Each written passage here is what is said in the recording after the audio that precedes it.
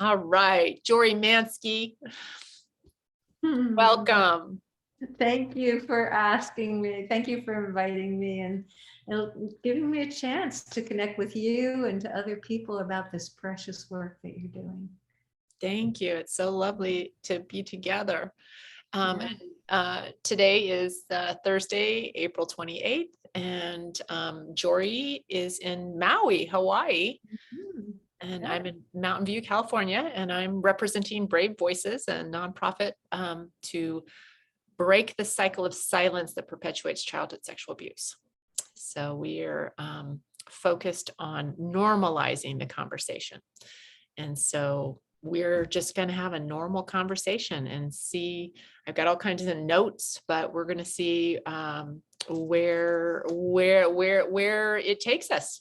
Right. Just sitting in and having a conversation that I hope will contribute to encouraging others to be open and honest and talk about the challenges that we have that have held us back in life, and get some insight about how to move forward, taking risks. And this is all under the nonviolent communication umbrella. And Jori has 20 years experience as a nonviolent communication trainer. Mhm. And prior to that, almost 30 years in the mediation. And prior to that, as a social worker, working with families and children in need of protection, and including sexual assault. So you've got a lot of to bless us with today with your knowledge, and this is an opportunity to for those of us that are new to the concept. It's so much, right? It's observations, feelings, needs, and requests, but that's the tip of the tip of the tip of the iceberg, right? That's and so we're going to delve into some yummy, juicy, what does it mean in reality when we practice, and through our conversation, we can name as we're practicing something, but people will be able to see what empathy feels like and get a taste of a different way of being in the world, other than the so much of our world is power over and domination, and rights and wrongs and shoulds, and blame and shame. And so this is a taste of somebody to get to be with us and get a feeling for what the heck is it. People hear the word nonviolent communication, run away because they're not violent. They don't think that this is something that they need to learn. And so I don't think it conveys the depth of the practice. So thank you. For me, this is a consciousness, not just a practice. Of course, if we want to build more skills, we practice. But it's a way of seeing the world. It's a way of being in the world that supports compassion and giving and receiving and well-being, and building systems where people are safe and where we can grow. And a key part of this is about contributing to each other Mm-hmm. and ourselves. Don't forget ourselves. Right. Yeah. And so, the first time that we were together, I think I just started tears flowing instantly. And, there's something about your being, that your embodiment of exuding empathy. I'm guessing because I felt safe and seen and heard and cared for. And so I want to get into empathy from, we hear the words empathy, and it's listening and reflecting back. But there's, like you're saying, it's a way of being. Yeah, and there are ways that we respond from empathy, but ultimately, or at the heart of it, empathy is really the compassion that we feel as we notice our shared humanity, and to be willing and able to put whatever's going on aside for us and put our attention on the heart of the other person. Yeah. So it's not a doing, it's actually a being. And then there are doings that we find really support our capacity to put our consciousness into a space of openness and receiving, and also that support the other person in turning inward and being able to connect to their own being with compassion and understanding of what is at the heart of what's going on. And in theory, all that sounds lovely.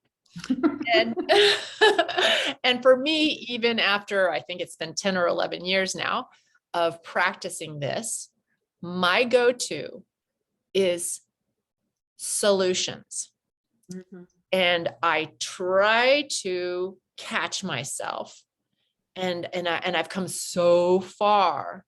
And I try to give myself empathy. But do you have some suggestions and ideas of how the heck, just give me a pill or a shot so I can stop that? I mean, Actually, the piece that gets in the way is the embodiment of it, the capacity to actually experience it. And I really want to have compassion and understanding, and hope for everybody to have compassion and understanding for themselves, that you have decades of training of, you need to do it right, you've got to fix it, you've got to be strong, and you got to, stand out. And this ability just to receive, and to receive without the Teflon, it's just like to let it come in, but let it flower into being present to what's actually going on. So all that stuff that goes on in our mind about should or how we fix and all of that, we notice it. The moment we can notice it, we're liberated. If we can recognize it, then we can put it aside, and we just coach ourselves back to just being present and listening to the heart of the other person rather than just all the thoughts of it. So how does that land with you? Mm-hmm. Yeah, I that is the practice. I do.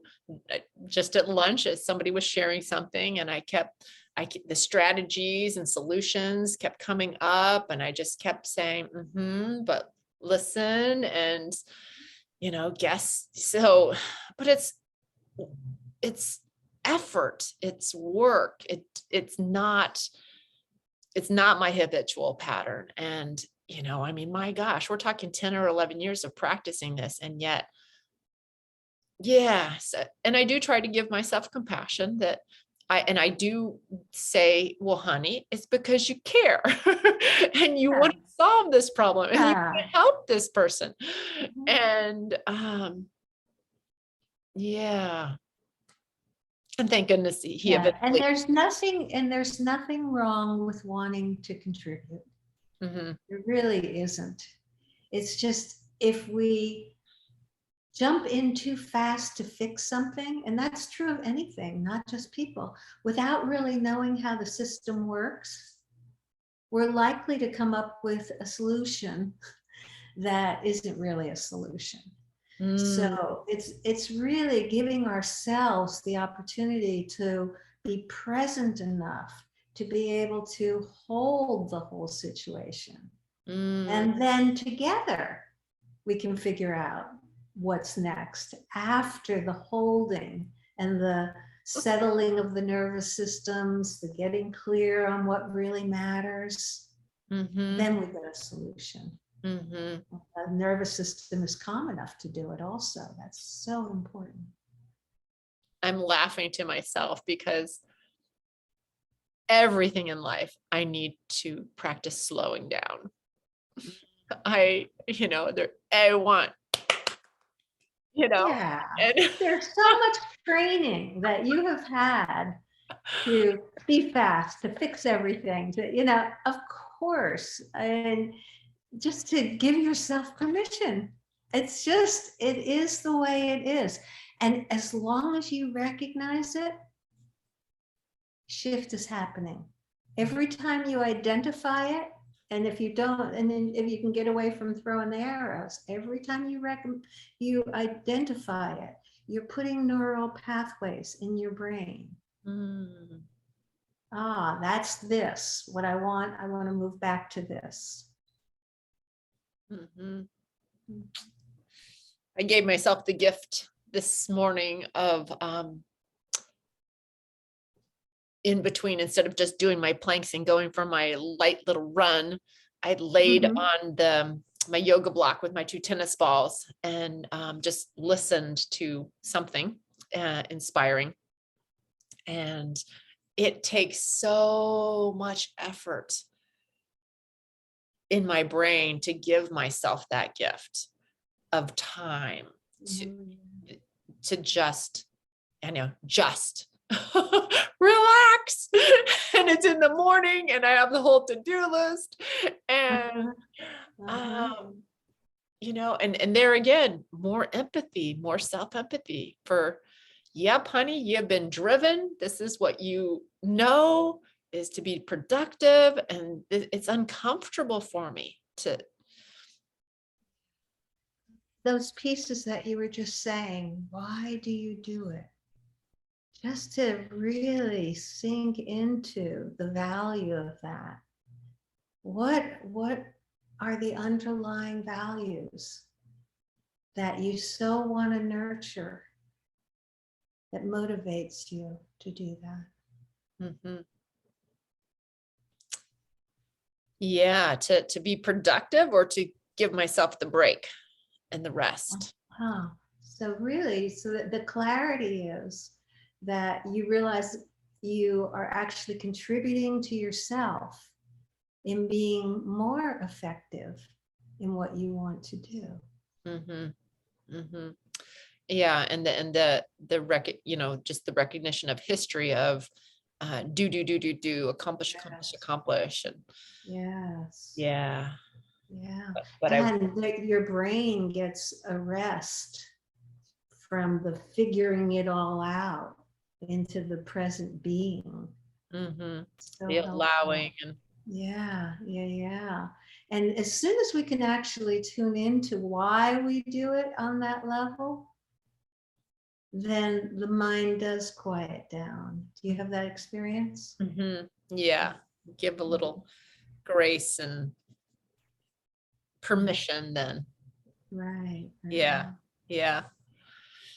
I had a boyfriend who every morning just had a cup of coffee and sat and did nothing other than look outside. And then his mother came to be with us for a whole month, and the whole month she did nothing but sit on the veranda and look. This is living in New Zealand where it was beautiful to look at, it was just gorgeous. But I would bring her a book. No, thank you.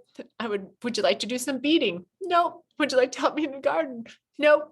And I hoped both of these human beings would rub off on me and that I would learn how to mellow out and chill out and just, slow down a little bit.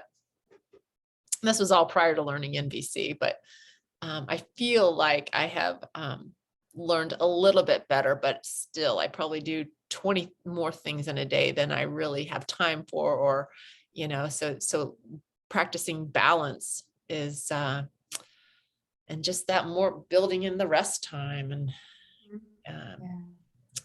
that self-care and that regeneration. So important. Yeah. And I appreciate all you're doing, but I'm not inviting you to do it any more than is in harmony with your being. But thank you for all you're doing. Yeah, thank you. Yeah. And I know about myself that, this has been, I think, 2.5 years on this project. And, I try to give myself grace and that there is no deadline to get the launch of the website and blah, blah, blah, blah, blah. But it takes a lot of effort because I want it now. I want action now. I want results now. I want more people talking. I want less children being harmed sexually. Yeah, there's a lot of mission in there. Yeah, there's a lot of urgency. And and is the urgency helping? no, of course not. Just checking. It makes a knot in my left rhomboid. And then you have to have time for them get it softened. It's actually taking it more time to do that. Yeah, it's funny. Yeah. So the other thing about empathy for another is where I get hung up and challenged is I often jump right into connection or correction rather than connection. Yeah. And I find this when I do not disagree. I do not agree with whatever anybody's saying. If somebody's, and how do we find empathy and a willingness to connect when we want to correct them and straighten them out? And yeah, I don't know that we can when we're triggered. I don't think it's a reasonable thing to expect of ourselves. And I remember there was a time when I was with my older sister and she got really, really angry with me. And she was yelling, I mean, this is decades ago. And she was yelling at me, and I was new to NVC. And I'm trying to empathize, and I just have to walk out. Because the reality is, I could feel it still in my body, that piece of trying to empathize with something that is so stimulating. And I realized the expectation that I would stay in empathy at that point was totally unrealistic. Yeah, being able to say, I'd love to be able to hear you, but I can't right now. And maybe we can have this conversation in a little bit, or sometimes just, I've got to go to the bathroom, I'll be right back. Something to be able to take a break and bring us back to the Hawaiian words pono, into balance, into well-being, rather than be fighting our own being inside and trying to push away what's going on. When we need empathy, we can't give empathy. We need to put that empathy here first. Yeah. I'm thinking about a specific situation, and even though I felt like I'd given myself empathy and I'd called together a gathering to try to work on something, I was still in the correction mode. I wanted this person to see what they'd done wrong and convince them of. It's hippie. It's really hippie. I mean, you may have come in with empathy, but then needed empathy. It's not like, I'm guessing the intention was there, but the body and the emotional being inside reacts. So we can't always predict that. I don't know, maybe a boatload of empathy. I remember Marshall Rosenberg, the founder of Nonviolent Communication, talking about how much empathy he got before he knew he was going into a very difficult situation. And still, he's triggered. The tricky part for me is in having the willingness in that moment to stop listening to whatever's going on outside and be in empathy. If I miss something, they'll tell me. They're busy telling me. But to be able to do that, or as we already said, alternatively, Right. right now. Right. Yeah. Leave the room. And Yeah. I'm wondering also about in that moment saying, gosh, I've lost my ability to Beautiful. feel the empathy and the connection. And I'm noticing that I want to correct and I want to Yes. get your brain thinking along the same lines that I'm wanting you to, yeah, that I'm and Your honesty. Yes. Yes. Beautiful honesty when you take it fully in as your own responsibility. It's all about you. Mhm. It's so important to eliminate that word I just used, you, in Mhm. that moment, to Mhm. keep the attention just on yourself. Mhm. Yeah. Yeah. And slowing down, because when we are together in this way, it's so slow. This is again back to the whole slow thing, right?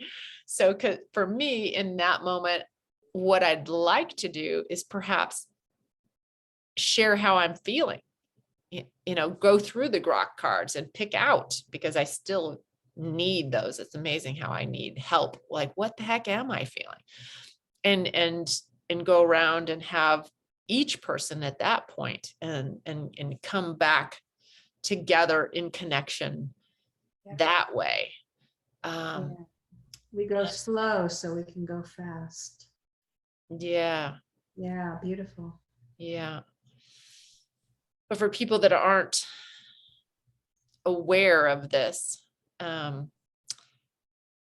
what happened for me in this one meeting that I'm thinking about, it kind of got hijacked by someone else into solving it.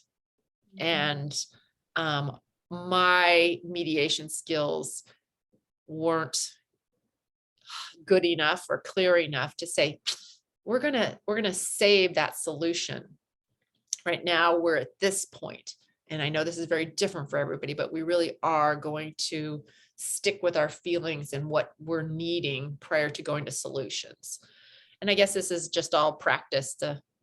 Yeah, and I would add to that practice, if I may, Please. just to first just acknowledge you'd really like to get to the solution right now. And then say, and what I see is, so just the concept of acknowledge before you educate is really, really helpful. Right.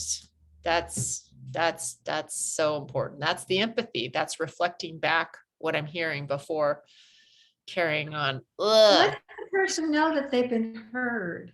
And it's more likely that their nervous system then will calm down, as opposed to mid-sentence and still feeling like you got to get it all out. Yeah.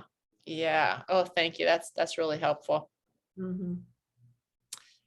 So I'm going to change the conversation a little bit.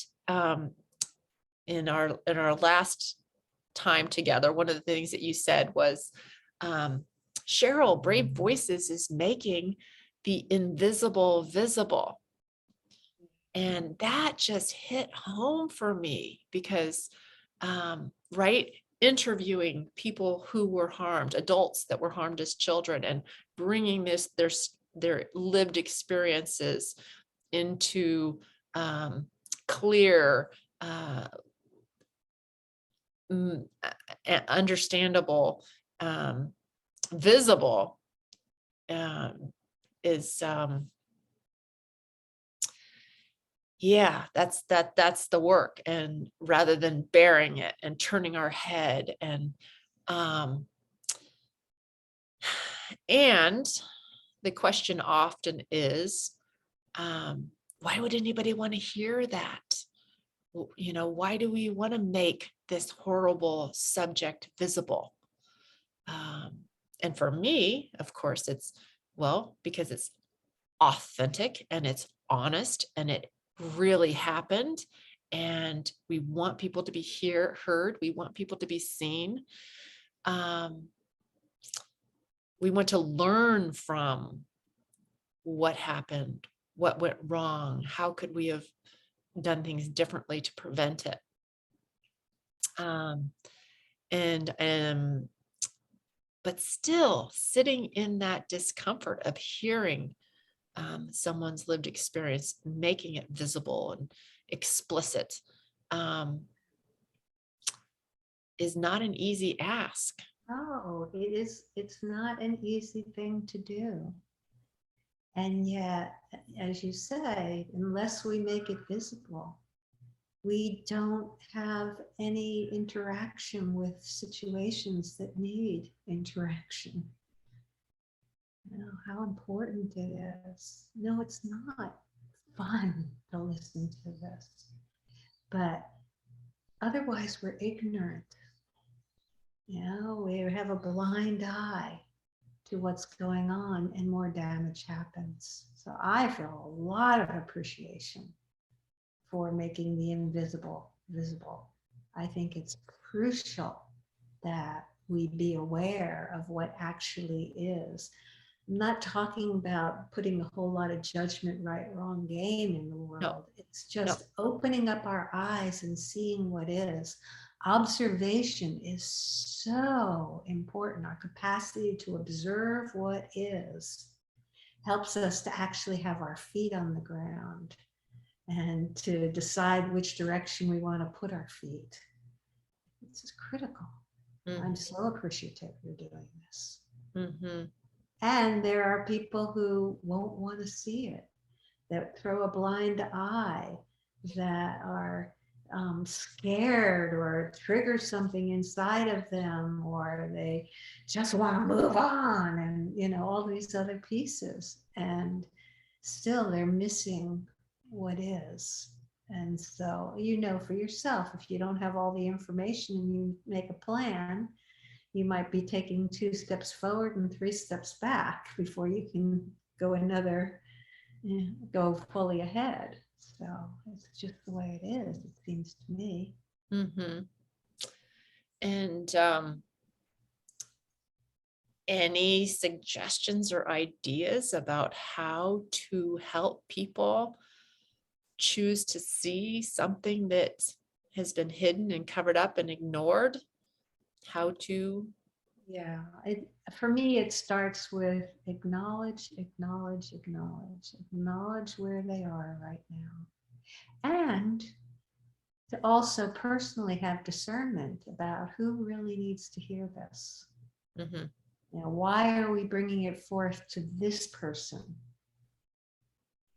You know, if they're in danger and they're not sharing that, acknowledge until you can get to the place where you name it and they see for themselves. You want some support from someone, but they don't see why they would support this, you know, then you would step in to that acknowledgement place. Otherwise, don't waste your breath, it seems to me. Mm-hmm. Mm-hmm. That makes sense? Yeah.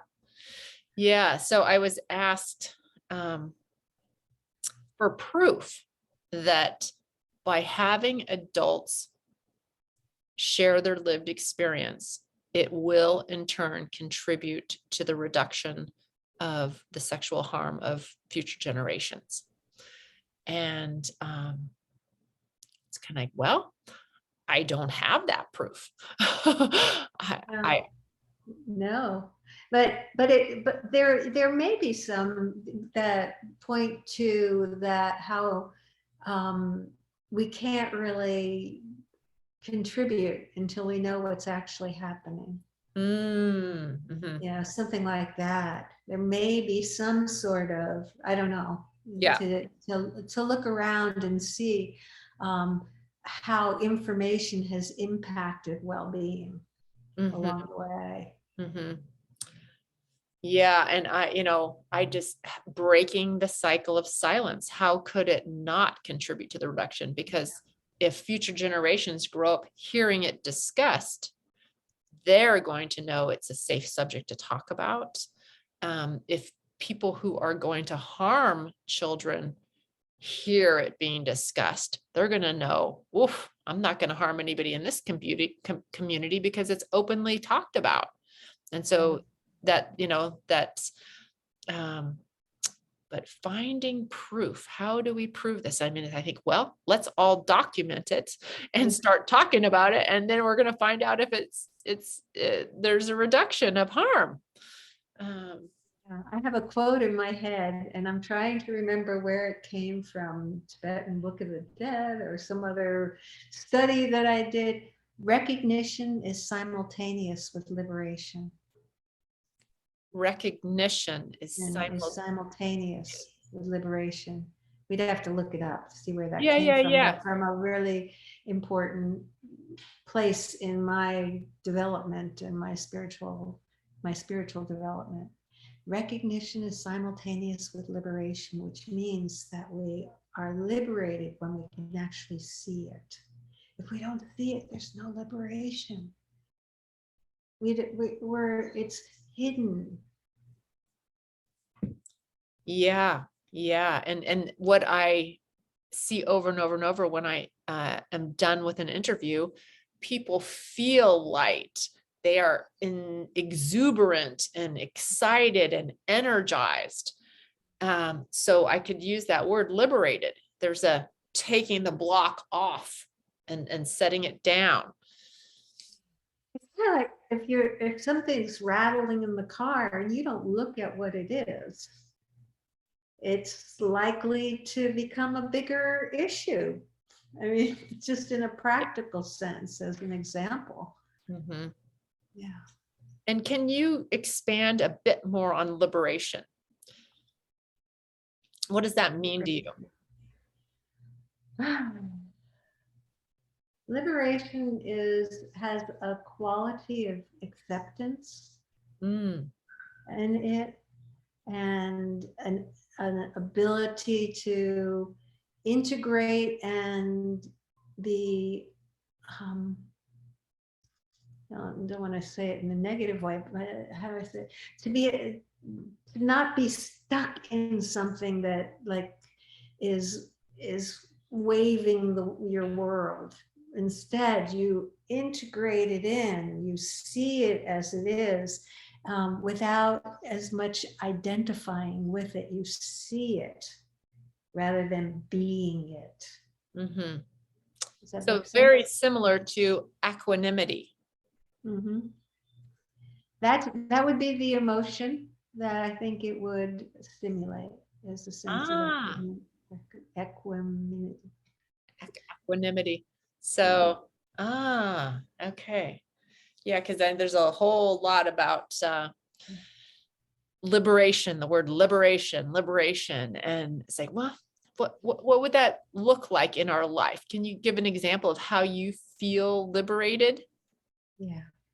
Yeah, liberation happens in a lot of different ways, because you can liberate by trying to run away from something. But when it's already inside of you, you're taking it with you. And so it's important that we do the work to liberate ourselves from the inside out.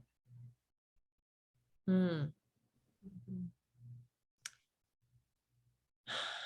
Give it back. Don't keep it. Mm-hmm. Yeah, it doesn't have to be yours. Give it back to whoever did whatever appears to be harm now. Give it back to you. Mm-hmm. That's liberation. So we've done empathy and some of the challenges and I'm guessing others have about wanting to correct prayer rather than connect. And another challenge that I have is empathizing with another or myself when I have these judgments about someone's weakness, or if I judge them as acting like a victim, or if they're basically any hint of what I judge as somebody being weak, right? That's the I have a hard time finding compassion for them because I want to get up.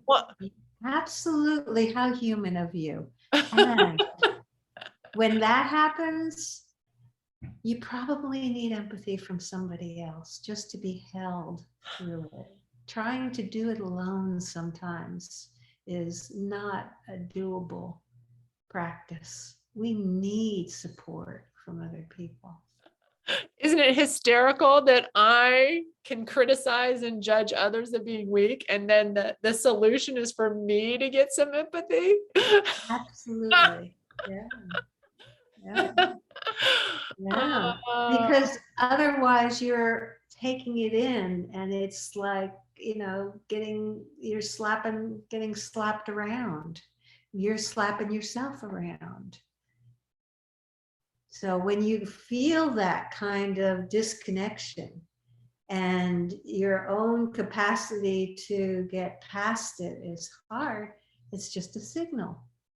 This is not a good idea to try and do alone. I really need companionship. I really need support. Mm. Mm. Yeah. I imagine that, given what I know of you, is probably an important piece to put on a piece of paper and put on the refrigerator or next to your desk or something. When I'm struggling and I can't get past it, get support. Mm. Call a friend Mhm. who you trust can just walk with you without trying to fix you. Someone who has empathy and care. Yeah. Yeah, Yeah. And I do have those people in my life for I sure. bet you do. Yeah. Yeah. But that's so I bet funny you to do. me that when I am, and I'm going to call that reaction, that um, right. That's, Yeah, parts of the brain shut down in that situation. Yeah, your brain is getting hijacked. Your parts of your brain are getting hijacked at that point. All the more reason why you want to get that medicine of connection elsewhere. yeah. And so because I so want to fix and help the other, and if I see them in a position of not taking action, not, That's hard. Yeah. When yeah, you really want to contribute, but we only have so much capacity. It's the ball's in their court. yeah, That's painful. yeah, You can't make anyone do anything. yeah, You know, yeah. I mean, maybe that's a little bit strong, No, but it's totally right. not. I mean, you can pick the kid up and stop him from running in the street, but Yeah, I mean, in terms of what we're talking about yeah, here, yeah. yeah. And so for me, the liberation will come when I'm aware, oh, yep, Cheryl, yet again, there's somebody that you want to help, you want to pull them up by the bootstraps, you want their life to be more wonderful. And I'm not seeing them do the things that I believe need to be done to have a more wonderful life. And so the liberation for me is going to come when I see it, I acknowledge it, I know my own patterns, and getting myself some empathy and blessing this person and offering all that I can. And Yeah, we have a phrase called the fix it jackal. That you're trying to fix them, you're trying to get them to be different. And just think for yourself, when someone tries to make you different or acts like you should be fixed, how do you respond? nothing, I don't want nothing to do with that person, because that to me feels like power over and Exactly. control, and I'm out of there. And not any sense of being met, because under all of that, whatever it is, the behaviors that are you're wanting to fix, there's a lot of maybe healing needed, because there's been a lot of injury already. Arrows thrown by others or arrows thrown by ourselves. So it takes a boatload of empathy to be able to build connection, especially with people who have been harmed, who have a wall up in front of them of protection. And now take often take drugs to numb themselves out for all the pain they're holding because they can't open the door. Mm-hmm. So I think the other work for me there for finding liberation for myself is somehow getting comfortable being with the other person's pain and what I consider weakness and stuckness and all the stuff that I don't want to. Yeah. It's hysterical hearing myself because I think, well, I'm no different than the people that don't want to listen to the stories or see that. That's Or are you seeing their humanity? yes. When you say that, yeah, it's just part of what we do as human beings, especially human beings who have been harmed. Their need for protection is always up, or much more likely to be up. The level of trust has been so breached. Yeah. Mm-hmm. Mm-hmm. Marshall Rosenberg, the founder of Nonviolent Communication, talked about, shared with me, or maybe a group, I don't know, that he was working with a young woman or a young girl for quite some time who wouldn't talk at all. He was a counselor. Do you ever hear that story? Yes, I do. Yes, yeah. Sat with, over and over, weeks and weeks and weeks, when he was a therapist within an institution. And she'd come in, he wouldn't say a thing. And all he did was sit with her and held her until, after a long time, something came out of her mouth. Right. Yeah. Willingness to communicate, to connect. Yeah. So any more suggestions or ideas about helping me and others sit with another person's pain, other than we've got to go get empathy and compassion for ourselves?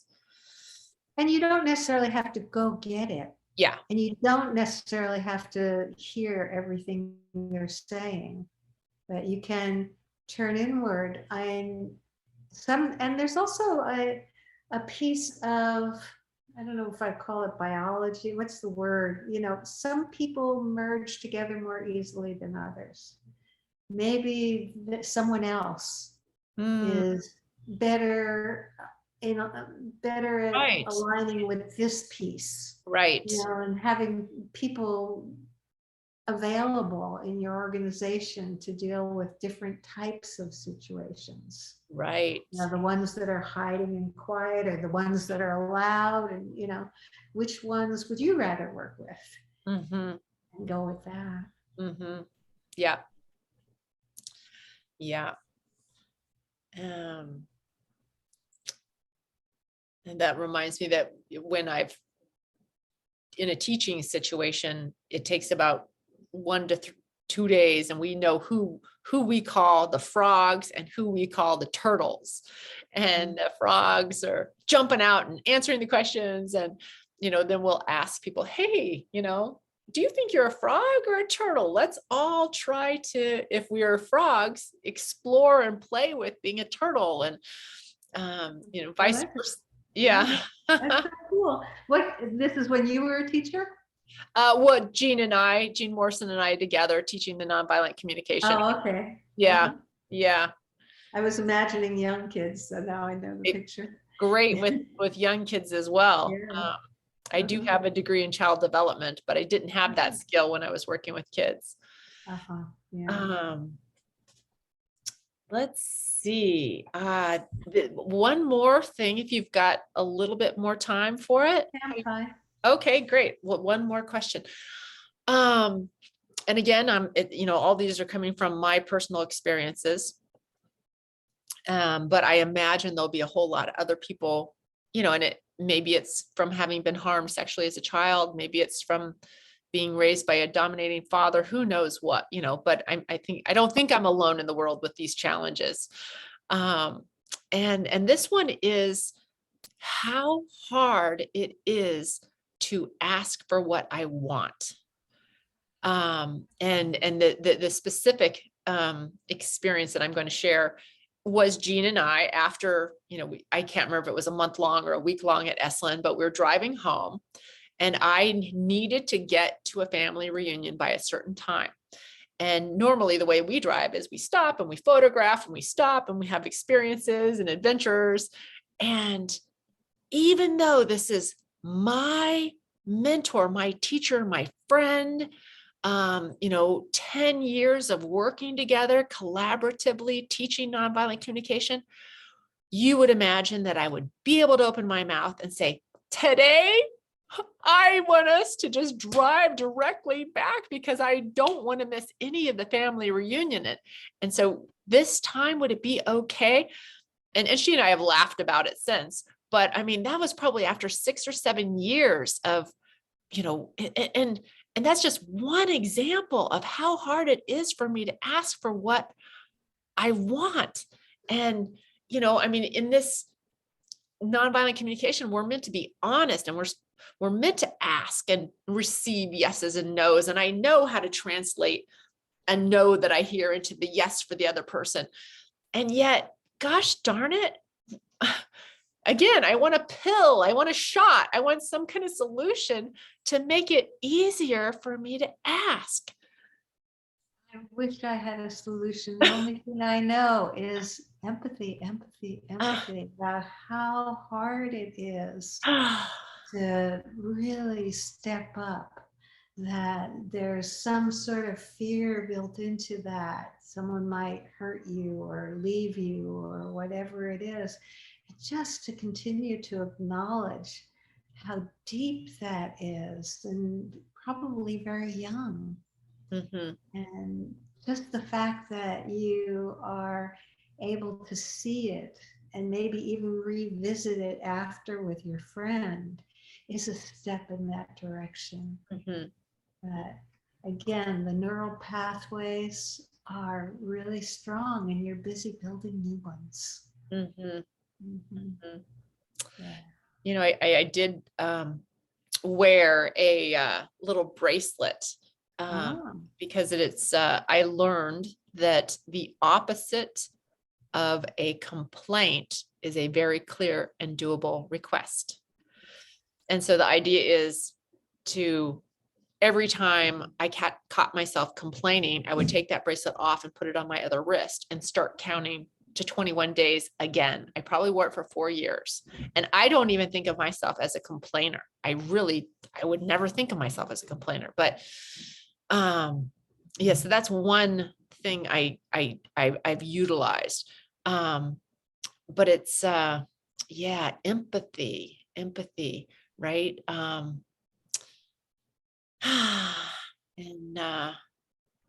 something about reassurance. I'm thinking about others like myself, that we will complain rather than ask.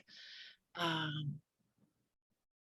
other thing is just you're saying that to people, letting people know, and then getting the response from them, just knowing it, and actually, I mean, it's sort of doing exactly what you're saying is hard, but asking them to let you know. Mm-hmm. Asking them to ask you. That's what it is. Ask them. Would they be willing to ask and check in with you? Mm-hmm. That might be a hard one, though. I don't know. Mm-hmm. And I guess again, the more you make this visible, mm-hmm. the more it becomes a broader visibility, which will support you, I guess. Mm-hmm. And others, yeah. Ask. That was Marshall's thing. Ask. Ah. And because he was doing social change, and so maybe even just putting a sticker on the refrigerator or wherever you put your stickers that say ask, because what you're doing right now, trying to protect children, is about asking. You asked me, by the way, to do this. You asked Jim to do it. You've asked other people. So I just want to also celebrate when you do ask. Mm-hmm. Mm-hmm. Yeah. And the other thing that comes up for me is just popped up was the possibility of, in those moments when you notice that you're not asking? Can you ask yourself why you're not asking? Does Mhm. that seem like a doable thing? Yeah. Yeah. And yeah, I think the answer will always be not worthy, not valuable enough, not out of fear of hearing no, a fear of offending. Yeah, just I think I'm connecting to something that I say sometimes to myself in situations now is what's the worst thing that could happen if you asked? Mhm, mhm, They might say no, mhm, or that, they might slap me across the face. Okay, I don't want to ask, but just asking myself that question mhm, mhm, makes a difference. mhm. Yeah. And the big one, of course, with Brave Voices is asking for donations. And it's like, are you joking? That's whew. I really have to have something valuable to give back in exchange. So interesting because the name of your organization is Brave Voices Speak Up. That's right. I And know. I imagine having that as the title also helps you because over and over again. And, we teach that which we need to learn. There's a reason. Oh, I yeah. mean, I have, the TMJ problem for, how many years did I have that from not saying anything? And, boof, right? I couldn't even complete a sentence. No way say how I felt. I mean, I am a completely different human being after lots and lots of years of all different kinds of help, but especially the nonviolent communication to speak up. So yeah, I want to be brave. It does not come easily. Absolutely. And you've come a long way. You Yeah.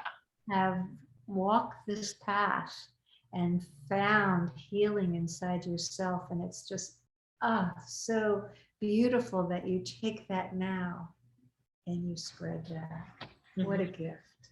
Yeah. Thank you. It really is my Mhm. hope to give back and be an example of where we can be in Mhm. that weak, vulnerable place, and that we can have liberation. And Yeah. yeah, Yeah. yeah. Oh, that's a great place. What you're doing this models it for the world. Thank you. Yeah. Thank you, Really Jori. acknowledging that. Thank you. Yeah. Yeah. Well, great to be in courageous, empowered, brave conversation with you, Jori. Thank you for joining me. Thank you for asking and thank you for doing what you're doing, honey. It's really beautiful. It fills my heart. I Uh, actually feel some tears of that appreciation right in this moment. hmm, thank you. Mhm.